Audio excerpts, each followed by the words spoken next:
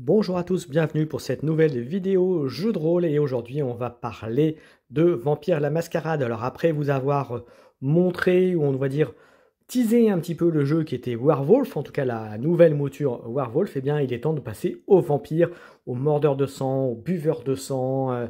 Alors j'y ai beaucoup joué dans ma jeunesse, dans ma prime jeunesse on va dire, et franchement cette nouvelle mouture déjà c'est un très beau bouquin. Il y a d'autres livrets à côté, il y a le livre du joueur, il y a je crois il y a un ou deux scénarios en plus, il y a l'écran, etc. Voilà, donc déjà le livre en lui-même, le livre de base, Vampire la Mascarade, est vraiment très très bien. Il est bien illustré, il est sympathique.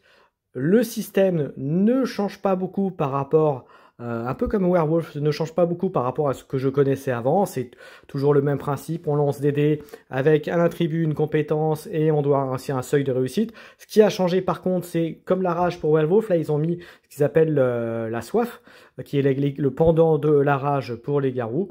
Voilà, avec le fait de devoir boire du sang, etc., avec des effets, on va dire, secondaires et des effets de jeu assez impactant pour les joueurs. Au-delà de ça, eh bien, le monde a là aussi changé, même si en termes de clans, les clans sont globalement les mêmes, il n'y a pas de gros changements. Le gros changement par rapport à la période que je connaissais, c'est où il y avait toujours cet affrontement entre la Camarilla qui était dominant et le Sabbat qui dominait quelques villes, mais il y avait un affrontement entre les deux. Voilà, là le Sabbat est vraiment, on va dire, le côté obscur des vampires, ils se cachent, ils sont moins présents, apparemment ils ont pas mal perdu, mais en même temps ils se consacrent à l'essentiel, c'est-à-dire à leur survie et à faire leur coup bas, comme diraient les vampires de la Camarilla. En tout cas, toujours très sympathique. Moi, à l'époque, je jouais beaucoup les mascarades sur Paris avec François Villon, qui était le prince de Paris. Donc voilà, donc il y a plein de choses qui me reviennent en mémoire. Je jouais aussi à Dark Age. Voilà, et d'ailleurs, je vais vous dire la même chose que ce que j'ai dit pour Werewolf. Si vous voulez rentrer dans le fluff de Vampire, n'hésitez pas. En plus, vous pouvez en trouver à pas cher. Je crois que sur Philibert et puis sur d'autres sites, voire des PDF assez faciles à récupérer, enfin assez facile, relativement facile à récupérer. Donc si vous voulez rentrer plus dans le détail, il y a des livres de clans, il y a des bouquins spécifiques. Il y avait un bouquin spécifique sur Paris par exemple, City by Night.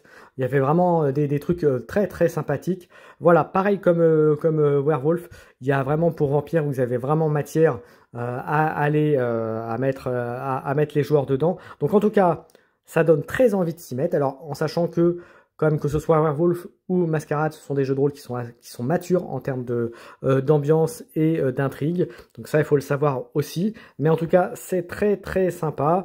Et puis, il y a toujours cette notion de domaine qui est important. C'est-à-dire que quand un vampire vit, par exemple, sur Paris, il y a le domaine de Paris. Il faut aller se présenter au prince. Il faut vivre avec les vampires qui sont présents. Il faut faire attention à ce qu'on fait.